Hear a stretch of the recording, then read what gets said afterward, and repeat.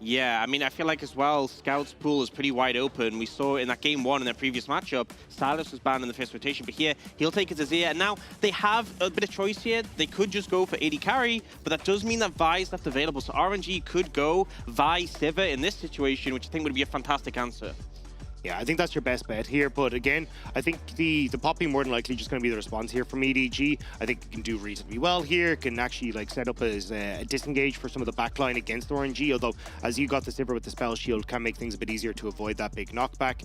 But it feels like just taking your jungler here is going to be your best bet. So the only other thing is a Lulu, just a matchup in terms of those enchanters. It does mean that jungle pool is going to get pinched here. I expect the Poppy to be banned. I expect that to be targeted away from Junjia. But now EDG, they can actually look at Xiaohu's champion pool. They picked the Azir, which is going to do pretty fantastically into most things in the meta, but you can really start to hammer down and trim Xiaohu's options. Ahri is something that pairs fantastically with the Vi, and they'll ban that away. Yeah, I think the Ahri is going to be a good share to get rid of that. And then I think on the opposite side, I think looting to things like the Trundle could be very good, the Poppy to ban away and make sure that you're just not going to have Junjia as comfortable as possible in that jungle scenario. And then you've already got, like for RNG, a very easy to access engage tool, which is one of the big things we always watch out for RNG, is like a definitive go button.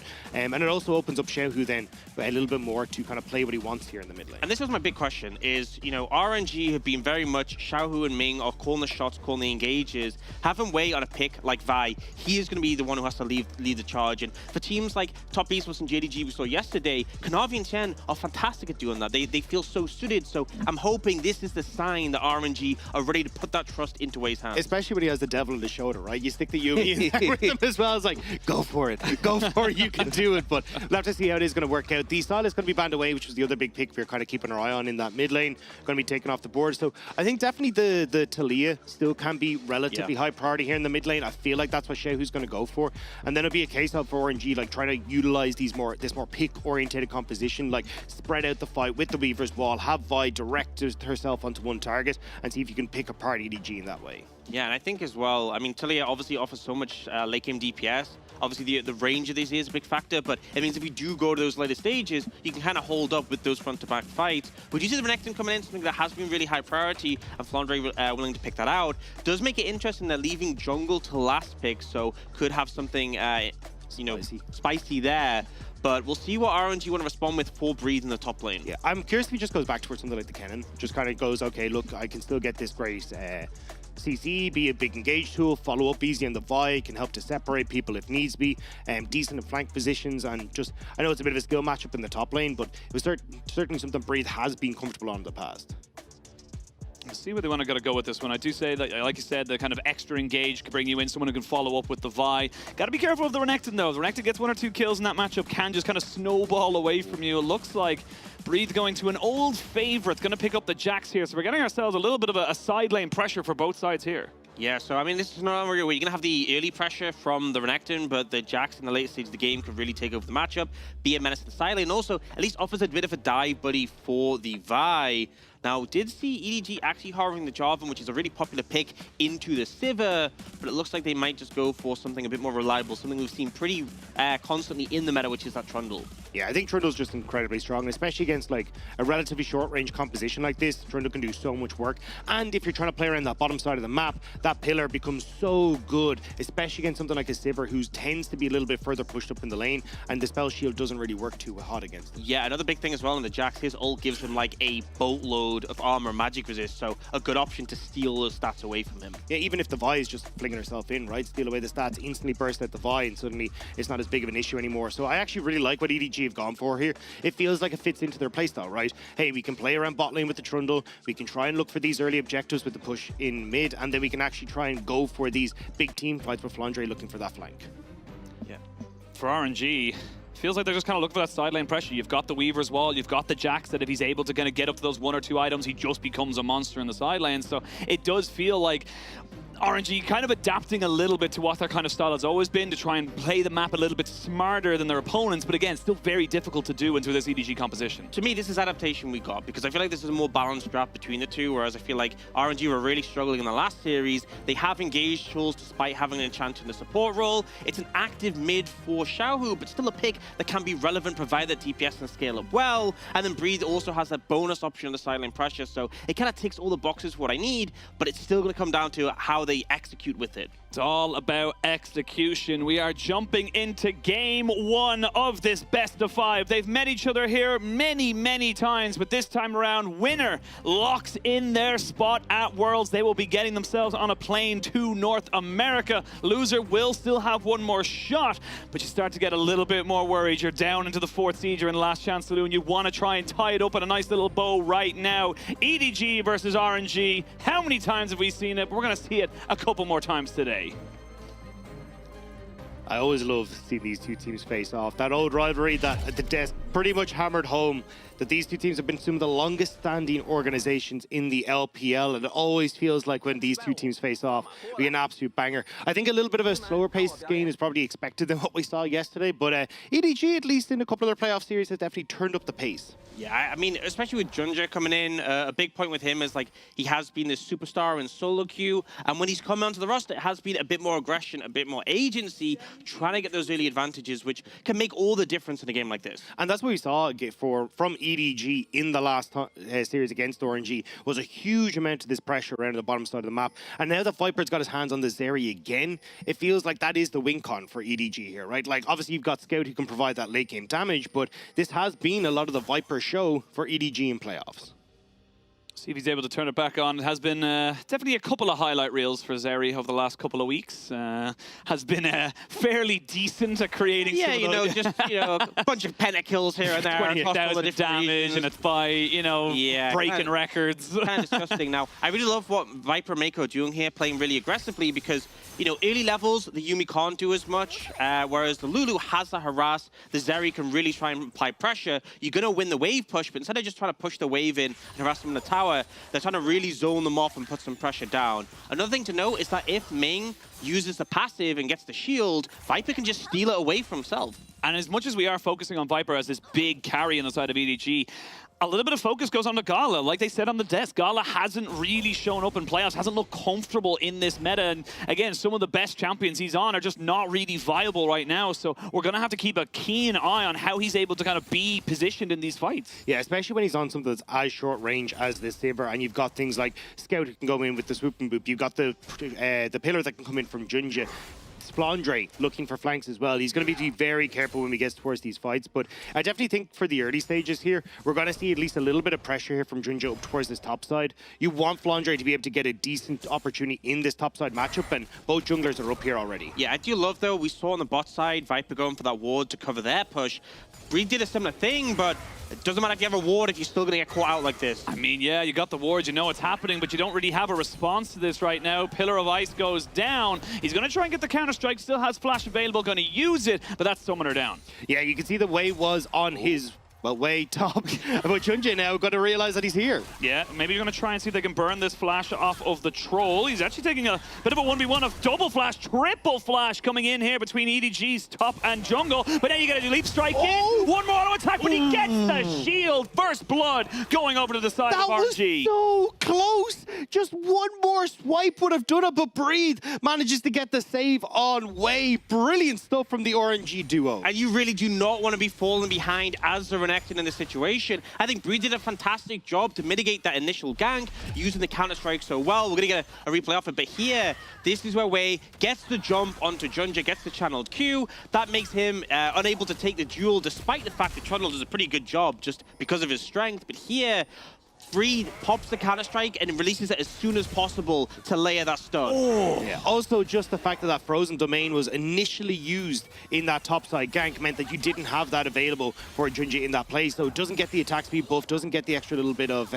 damage off, and he will end up falling. So nice job by Wei to at least get RNG on the board for the get-go. And again, similar to what we were talking about yesterday, it's millimeters. It's tiny little things that can be the difference, and this is great to see from RNG. Like we said, an adaptation kind of coming in and recognizing, like you mentioned, Junjia's probably going to show a little bit of aggression towards that top side. Yeah, I feel like, they have still stuff that we expect from RNG. Like, I feel like Jax for Breed, something we would definitely expect to see him playing, but they've still adapted. They've still moved a bit different, but Wei doing a fantastic job getting that early play, and if you set this Renekton behind, if you get Breed ahead, it's really going to pay dividends later on in that side lane for that pressure. Yeah, the getting Flandre behind part is not going so hot though. When you look at the CS, I was going to say, Flandre's done a pretty good job of getting control over that top side. So I think again we're going to be looking kind of more towards Flandre to see what happens when we get towards Rift Herald fights and that sort of stuff. But the fact that the flash was burnt by Flandre in that initial fight means that he kind of becomes a little bit more subdued when we get towards those later fights.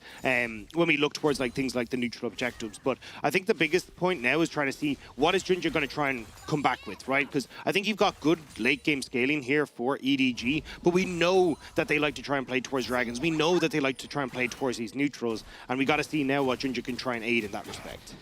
See what he's able to work around right now. Of course, that was a bit sore, a bit bitter when you blow your flash in the gank and, or even on a skirmish and you don't have anything to kind of go with right now. But Wei, without his flash, maybe looking to try and get Scout. Scout got a huge amount of mana. The Unraveled Earth is there, but it doesn't really do a lot afterwards, so Scout just walks himself away. Wei just showing presence. Yeah, it was nice from Xiaohu to throw down the Unraveled Earth first, so that Scout couldn't just dash out the seismic shove, but, you know, some fancy footwork from Scout does get him away. We see Junjia just moving towards the Dragon. If they get this early, remember, 6% AD and AP, this is fantastic for both these compositions to have these scaling carries. Also just a really nice timing window here. Like, Xiaohu has no mana, so he has to reset before he can go for this fight. Scout took the quicker reset and TP back in, so you will get mid-push, which can help out, and there's no way for RNG to try and contest this. So EDG just using a nice little timing window they had off both the mid and also the bot lane there. And RNG recognizing this, you can see that Wei is up on that top side, taking away those Krogs, trying to get some kind of an semblance. But I will say, as Flandre, you got to recognize no one on your team is top side. You need to play respectful. It's exactly what he's doing. Yeah, I'm not sure they can go for a dive yet without the Vial at this point with him so healthy. Flandre not stepping up to trade with Breed, puts him in a fine spot. And something I'm going to say is, we don't typically see dragons this early in the game since they buffed the health on them. To have a dragon already secured for EDG this early and then being able to reset, move towards the top side for that Herald as well, this is a fantastic start for them. Yeah, brilliant stuff here so far for EDG on map play, but as we're already looking at RNG at least getting one kill back in their favor in that top side. So I'm curious now to see how we try and set up for these Rift Heralds. At least with Viper and Meiko having push on bot side, they should be the ones that are able to move up. But Xiaohu has kind of been drifting towards this top side every time the lane and the wave in mid has just kind of moved out. So I think they're putting a lot of pressure on towards Flandre to play a little bit more respectfully and make sure that he isn't going to get caught out. And that's the big thing as well. Something that we always see from Xiaohu historically is how he plays around Fog of War. It's not about if he goes for something, it's the possibility that he might. He always kind of just drifts off, like you mentioned, off to the side, off into the Fog of War. You're not quite sure exactly where he is. And with something like a Taliyah that fits in his wheelhouse of like, I can just arrive at a location, you have to be so respectful. And speaking of being respectful, you got to be careful of Flandre on this Renekton. Yeah, we'll have to see what Wei's going to plan here, though. Already in the bot side, has that ult available. This is what I would love to see from Wei. Like, try and make a play in the lane before the Rift Herald spawns. Like, use the fact you've got that point-and-click CC. I thought it might have been up towards Flandre in the top side because he had no flash. Then you can lean in towards the Rift Herald. But looks like because you've committed everything to bot side here as RNG, EDG are just going to start up the Herald. Oh, decent attempt for Xiaohu, but this is a problem, right? Everyone has a dash on the side of EDG in the lanes. Meiko's the only exception, but honestly, it just feels like the fact that now everyone has flashes again, it's really hard for Wei to get into a lane, pop the ultimate, and not have them like just dash and flash and be so far away that you may get turned around on. So doesn't find any opportunities there, is leaning towards his Herald though, and it looks like both bot lanes moving up to try and secure mid-priority here. Yeah, Flandre already moving, knowing that that wave is pushing in towards Breed's turret. And there's the engage onto Wei. He's forced to flash immediately out over the wall. Bit of a messy setup here from RNG. Bit of a messy setup, but EDG kind of stepping to the beat right now, saying, cool, you move your bot lane, we move ours. We get first step onto you. You've got to respect us now. You were out of flash here from Wei, but both teams now kind of setting up. But we do see a little bit of a reset coming in here for Scout. Yeah, and I'm curious to see if EDG were just going to try and look for a little bit of poke there, see if they could try and push RNG off. But it looks like at the moment they're just waiting for Scout to come back. But I mean, Scout's going to be very late on this, so honestly, I think you just give up on the play and move Viper back off. They're going to fully engage here. There's going to be the cease and desist. They are burning him down. The exhaust and the final chapter comes out. Flandre's in no man's land. What the hell did EDG think was going to happen? I don't understand the thought process. It's so easy for a Vi to just jump onto you and have the follow-up there. The Yuumi being there as well makes all the difference. And EDG, they're standing around there. They're split up. Scout isn't even there. Just so many things wrong with that play for them. And you've even got the Sivir out there as well to make sure the cavalry arrives the second you do jump in. Like, I don't know why you don't just send Viper back to bot side. You've already got one plate for yourself. You could have gotten 2 more off that push, and then you just go, cool, well, we've taken 3 plates for the 2 that's guaranteed from Rift Herald. Maybe we can try and make something happen. But yeah, Junjia walking up way too close there, and RNG just pounced. I mean, it's just, you can even see Flandre, he pops the ult, but he's kind of in, out, he's not really quite sure, and even on the mini-map. all about. Yeah, you know, well, he's shaking because he's going to die. It's a scary situation, but again, it just felt like a very disconnected call from EDG, where your bot lane wasn't committed, Scout had just reset, but you're still looking for the fight. Yeah, and I mean, the fact they lose those 2 kills, losing the Herald isn't that big of a deal. If you're like, okay, Scout doesn't have a good reset timing, keep Viper bot, that would be okay. But the fact they commit the resources and drop there, still to be said, Viper does have a significant CS lead, but depending on where this Herald is used, it could really push RNG forwards. And that's the very big difference from the last time we saw these 2 teams face off. Last time it was EDG getting advantages around these neutral objectives, finding ways to get the dragons, finding ways to get Viper kills with this Rift Herald. But at least in game 1 of this series right now, 3-0 to RNG. A sizable CS lead, and Scout's in trouble. Oh, he needed to be so careful. He did thread the needle between the unraveled earth right there to make sure they actually went for a dive on bot side using the wild growth and the subjugate. So EDG not finding any purchase. Yeah, but look at all the summoners that just got burned. You know, with Flash down for Gala, Ghost as well, and the heal for Ming being to defend themselves. So sure, they don't get the play, but a lot had to be invested to stop that happening. And we'll just see the replay here. Yeah, I mean, pretty solid play from them just to get those. And the interesting thing for me is, can they go for a repeat play onto Gala and punish him with his cooldowns being unavailable? That's the big thing we always look at. It's always about kind of the repeat ganks. Like, yes, you got the summoners, good job you, but now you need to go back and double down on that advantage. Yeah, especially if you're looking at how RNG can try and use this Rift Herald, right? The fact that you've actually burnt those summoner spells now in the bot lane leaves that bot lane very vulnerable. So Wei now kind of is forced to try and play around this bot side a bit more, use this Rift Herald in the bot lane, which makes it a little bit easier for EDG to try and respond, make sure that you aren't gaining like maybe a full tower or even, you know, a charge on a tier 2 off of this Rift Herald push. I feel like it's so hard to try and find this play onto Scout. They keep trying, they keep going for it, but it's like, you know, you're a lot shorter range. Well, it's not that much of a difference as Taliyah, but to get your combo on him, Scout really has to be stepping up, and he's just been playing at the edge of that range as effectively as possible, walking out of it, and where he can't just, you know, pop R on him, otherwise he will dash into the tower and then slam him even further.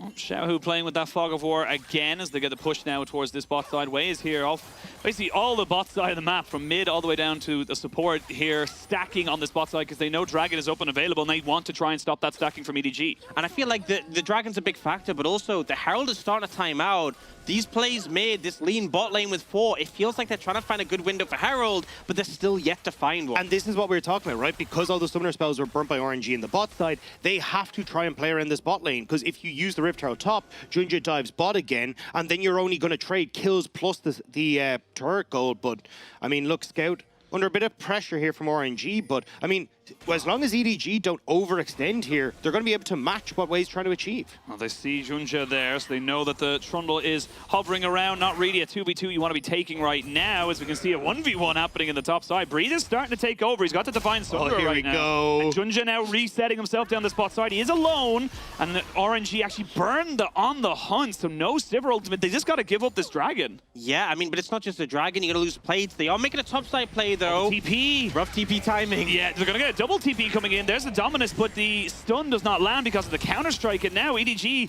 they're looking a bit floundering right now because they kind of had to push for this. Oh, they had to pop the Herald, who's running out of time, so sure, they'll get the damage, but they can't actually finish the tower now. And we look on the bot side, Dragon being secured by EDG, and on top of that, pressure coming out for the bot lane. They're not done. Yeah, this is really good from EDG in the defense, but RNG, they're just trying to brute force this. I don't think you want to do that, though. Oh, they're looking for it. The flash is good, but they get the ultimate down. They're going to try and burn down Scout, and they should get him. Their tower aggroing, swapping it perfectly. Oh, 2 kills, but on the bot side of this one, Gala almost goes down. Yeah, but he just managed to survive, and that was so close on the top side of the map, but RNG managed to pull it off. You can see Scout went for the shuffle play, couldn't quite find it, and RNG will pull ahead in kills. and will be able to get that first tower. A great flash from Xiaohu on that play means he doesn't get caught out by Scout. And the fact as well, so you get the charge on the Rift Herald right before the turret plays down on top side, but you're not able to answer on EDG's bot side. So overall, RNG just kind of barely pipping them to the post on this play as well. We can see on bot side as well, again, they look for the play, but Junjia was finishing off the dragon. They burn multiple summoners to try and make it work. I feel like a little bit more patience from an EDG, and they would be so much more clean. Honestly, I think the play would have been have Junjia go for the bot dive with 3 members, make the play work, and then get the dragon on the exit. Or worst case scenario, you lose 1 dragon, you already have an Infernal in pocket. It's not that big of a deal. I feel like EDG try to win everywhere on the map. They wanted the objective, they wanted to win bot, they wanted to win top, and as a result, they were spread a bit too thin. Yeah, and again, I think they saw the play in their eyes, but on top side, but just weren't quite able to make it work. The flash coming through from Xiaohu, the great juggling of the turret aggro as well, and even just the fact, oh, we're actually going to get the replay here, just the fact that you end up with Wei being able to pip Scout just in the edge of turret range as well as Scout tries to flash away. You see it here, like, it actually means that Scout is caught just in the edge of turret range. They can finish him off, and that allows them to start that tower juggle. Yeah, and Breathe as well with the ult from Jax. Just so tanky with the extra resistance you get. But also, I mean, the big thing with Wei was he buffered the ult from Scout with his ult so he wouldn't get interrupted. Just so many little micro things that meant that was a successful play, but it could have easily flopped. And EDG, they just need to just calm it down a little bit. You can even see, oh, well, no. They ain't going to calm anything down because you cannot stop the Vibe from getting right on top of your face. Flandre, or not Flandre, excuse me, it's could it be Breathe getting himself on top of that. And then again, just overextending themselves just a little bit too much. Yeah, and Wei plays it so well. As soon as he gets on top of Scout, you can see Scout's looking for the angle to dash away, and he just keeps standing on him because, you know, if you connect with an enemy champion, it will get interrupted. So doing a good job to body block that. And now you got a 3-0-3 Jax in your hands. Blade of the Rune King nearly completed for him, and he's going to tear through side lanes. And this is basically what RNG needed, right? The ability to try and take down top lane, take down tower bot, open up the map for themselves so they can start to look for picks with this composition and look to play side lanes with Xiaohu and Breathe. And I love this adaptation we're seeing as well. Yes, it's an incredibly heavy focus on the team fights later on for the bot lane, but in the early game skirmishes, RNG has just said, cool, top side, we can get so much going for ourselves. Yeah, and I mean, bot lane is still going to be strong. We have seen a bit of the CS discrepancy. Viper is ahead, but you have Sivir, Yuumi. Sivir can obviously boost up the rest of your teammates just with the movement speed, but you're still going to have that big DPS threat. Yeah, the fact that you just got the Rift Herald, though, means that, like, you're kind of being able to separate EDG from the win con a little bit here as RNG, right? If you can take mid lane turret with this, all right, now we can play out through sides. If we can get all these tier 1s down, right, it becomes a lot more difficult for EDG to contest vision for the next dragon in minute 45. And then you can actually try and get picks, look to separate the team with Xiaohu's Weaver's Wall and make these fights a little bit more uneven for EDG. Yeah, and I just got to say, though, 2 dragons in EDG's pocket, you know, it's definitely a factor, but it's fine as long as RNG control it from here. If they start giving over more dragons, Mountain Soul is going to be a super big problem, but also the dragon's 9% armor and MR. I feel like Mountain Dragon's just absolutely ridiculous. Even giving 1 could just make a huge difference because it's not just making the frontline tankier, but 9% armor and MR, even just with the base stats of like an 80 carrier mid laner, makes them so much more difficult to kill. So RNG want these on lock. I mean, it makes a lot of sense as well. You see the Blade of the Ruin King now finished up for Breed in that top side with Dragon Stack. He's going to be unstoppable. No one can go toe-to-toe with him, so the next Dragon fight is going to be key, and you can see already, Dagda, RNG are really setting themselves up saying, look, in the next minute or so, never mind, we're going to go right now. They're going to be able to get the final chapter, the flick back, and even with the Immortal Shield Bow, you shall die. TP on the backside here. Scout does not get his ultimate to really do anything. Flandre has to slice and dice to get himself to safety, and RNG, they're just owning these fights. Wei played that so well. He knows Viper has no flash, commits the ult, and the follow-up is there from Xiaohu, from Ming, the root, and then the knockback, and then the stopwatch as well. It looked like they were going to turn on away, lose the jungler, you might lose the dragon, but the stopwatch keeps him alive, flawless from him. The big thing, though, is that you're going to be looking at maybe still a contest from EDG. Viper should be able to get here just as the dragon spawns, although I will say with literally every single ultimate burnt by EDG on their side, maybe they're going to think twice about going for this, but we're going to catch this on the replay. As Ox pointed out, Viper, no flash, gets the heal, gets the wall grow, tries everything to escape, but there's so much follow-up, he just doesn't get to play the game before this is all over. And Wei, fantastic stopwatch there. It feels like Scout is just going to be banging his head against the wall of frustration with all these, the way these are going. Yeah, and they are going to give it the Dragon and lead the top side. But I do just want to highlight Wei. We said RNG struggle when it's not Xiaohu, when it's not Ming calling the shots, leading the engages. This is Wei being put into that role, something they've clearly practiced in their time off, and he's doing a fantastic job. It is funny, though, that the more things change, the more they stay the same, right? Because we're still seeing RNG playing side lanes. They're still trying to see if they can play at the map. And when we get to this mid-game now, this is where it feels like they're going to be the most threatening. Bot lane turret has gone down. That's going to be the second one in the game for them. And now you have the opportunity for Xiaohu to push in side lane. Okay, cool. Let me Weaver's wall in behind the turret. Let me put pressure there so then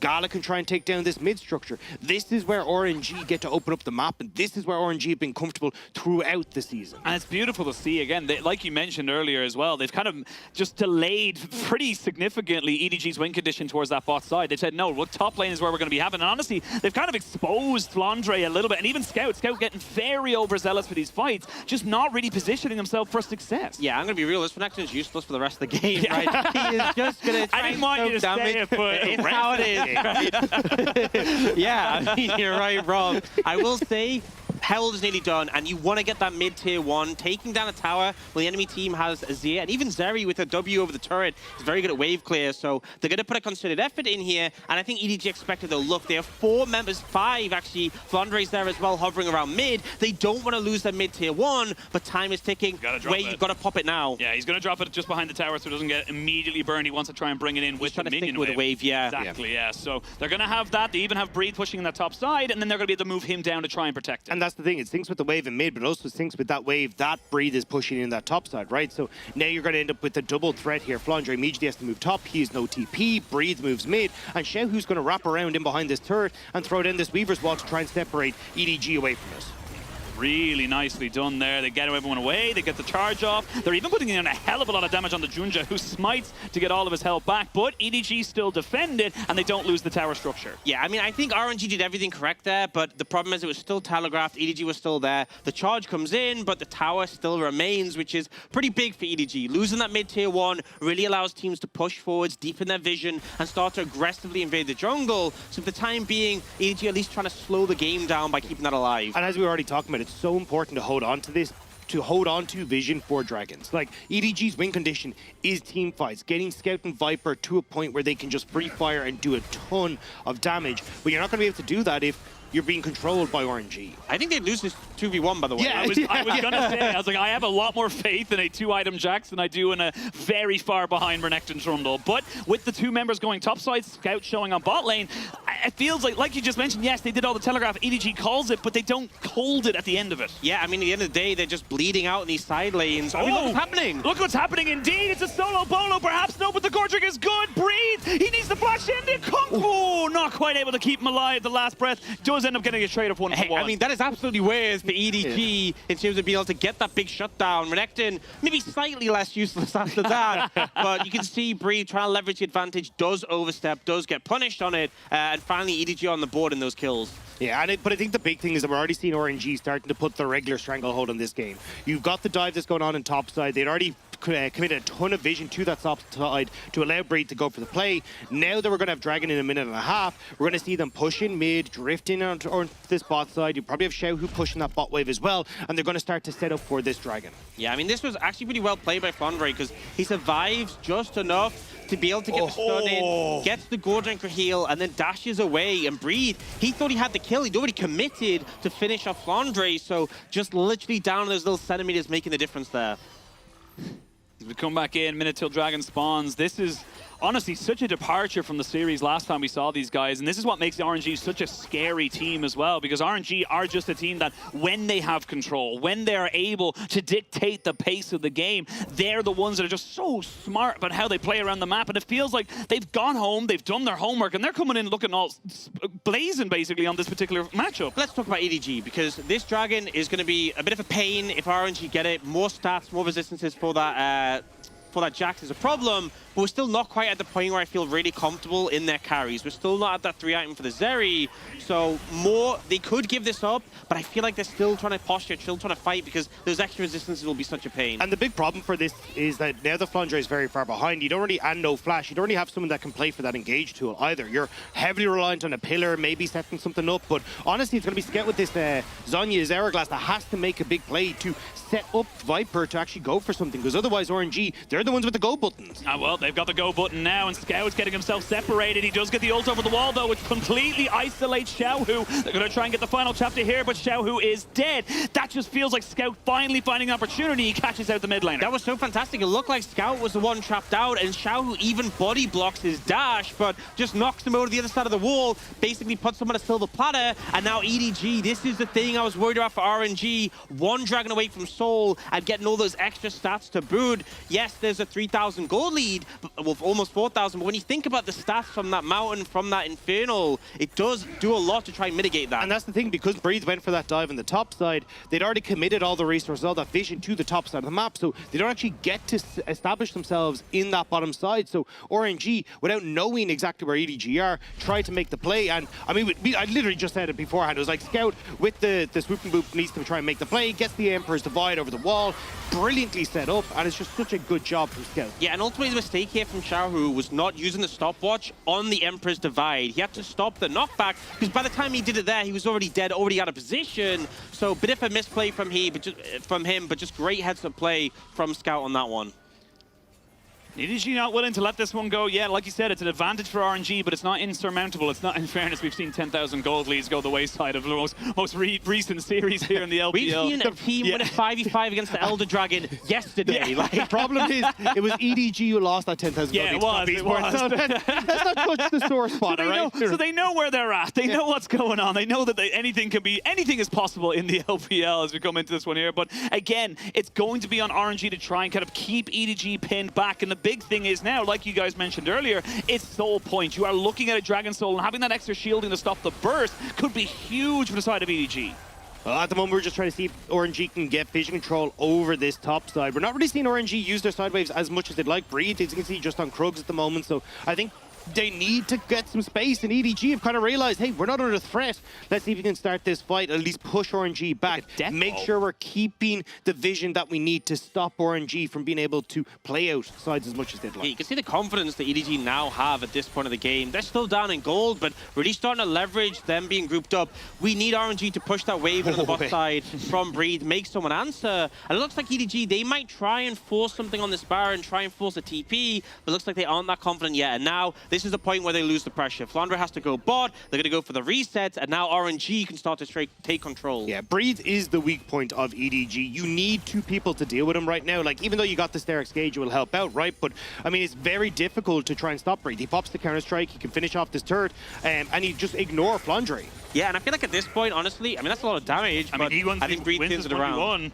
He's not a 1v1 for much longer, though. Scout was roaming down, but yeah, gets the tower and trying to get himself out. Does have a blast cone there, and Scout should not be able to catch up to him. Yeah, so able to get away, you bring so much attention down to the bot side, and ultimately, if Scout had come sooner, yes, they might have killed Breathe, but I guarantee the RNG would have started the Baron, forced those TPs, maybe even disengaged off the back of that, and that's if they manage to kill Breathe. They still have to commit so much resources. And that's the thing, is that Breathe is going to be free to pretty much do this over and over, because, well, who's your engage, right? Like, there's nothing that's really like a heavy, easy CC to lock down this Jax, who has a flash, who has the wards that he can leap strike to. So it's going to become very difficult to try and keep this Jax in check. And whenever RNG are threatening position over Baron, they can very quickly go for a pick on someone who ends up left alone, especially if you overcommit members from EDG to dealing with Breathe on the bot lane. But I am going to say, this is a big point for EDG. Yes, they're still down in gold, but next Dragon in a minute 30, that would be sold for them. And we've just had Viper pick up the Infinity Edge, that huge spike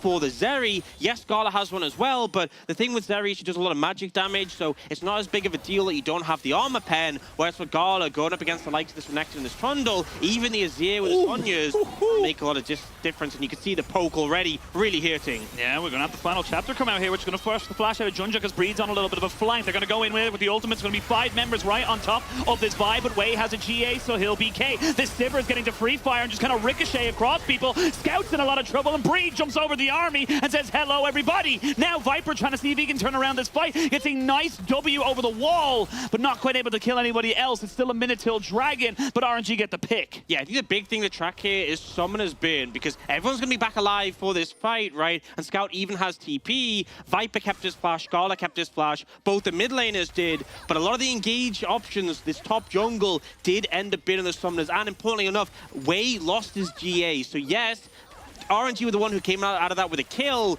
but a big cost for it. Yeah, and I think that's the thing. EDG, you're even looking at in the mid lane, Zhonya's still available for a Scout. The Flash still available for him. We're kind of saying, hey, look, this guy, he's got to step up. Now, we've seen it from Scout in the past. His Azir has been incredible in clutch moments, and now with the TP about to come through from Scout, he needs to do it again. Breathe is on the backside, though. The TP on the back line is going to catch on the two. They get the flick back, and they are burning these tanks down. There's going to be Flandre going into stasis to try and keep this fight going for himself, but he shall be sent to the grey screen. The Dragon is alive, but look at the health bars in EDG. Actually, there's even see RNG, they're looking for a flank. They're looking to try and catch anybody who might be on the escape path. Yeah, very quick resets coming through from EDG. They want to get the hell out of dodge, make sure that they're back to try and contest every wave that's going to be pushing in. But great job from RNG. They find the isolated front line and they pounce. Yeah, they just do so much damage, I feel. Taliyah absolutely shredding at this point with the Void Staff, but even Gala, I was saying, doesn't have the armor pen yet, but I think just the fact that Junjia and Flandre behind, it just means it doesn't matter too much. And now they're going to move over to the Baron and try and threaten this and force EDG to contest it.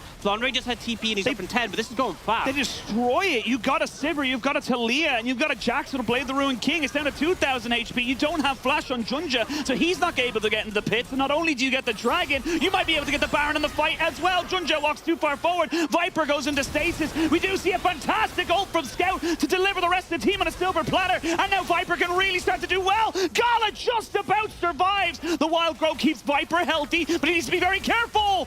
Oh, he just about gets himself sidestepped, but RNG do get the Baron. Accepts the stun, will not accept his fate there in that play. Just about able to escape, but that was so close to EDG turn around. We saw Scout go for that hero play, but just with Breathe having that Counter-Strike available, Viper couldn't quite finish him off. And look, this was a fantastic passage of play for RNG. They got the Dragon, they got the Baron, and the fight started off really well, but you start to see some of the problems going up against this Zeri, and Viper really popped off on this one. Scout with a huge shuffle, but then Viper just starts to become such a menace. Kills Ming, Gala nearly gets taken out as well, and here, I love the decision-making from Viper. He just sees the Unraveled Earth comes out and dashes through it. Yes, he gets stunned, but make sure there's no follow-up. The big thing, though, is that now there's no stopwatch for Viper. So the whole reason that play worked so well was that Wei uses the engagement to Viper.